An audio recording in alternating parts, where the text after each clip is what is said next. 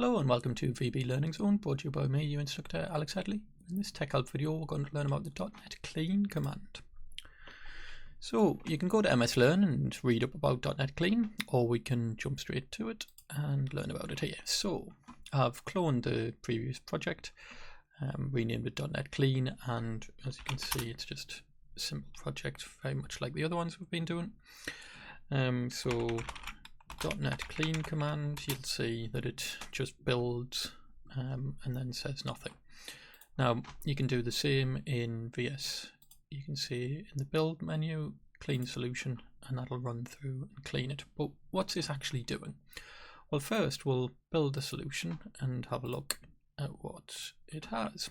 So when you build a solution, you've got both the bin and obj folders that get created, and then inside bin, because we're on our debug config, go into that and then the version of .NET that you're targeting, you'll see that it's output the exe, and if we double click that it just opens and closes, because again we've not asked it to do anything after it's finished, and it'll create the DLL as well.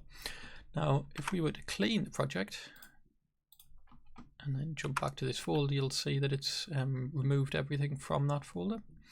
So this is handy when you're developing your application and something isn't quite right, you're not sure why something isn't working, so it's always good to just kind of nuke that folder. So the .NET clean command gives you that functionality. That's it for today. Thanks very much.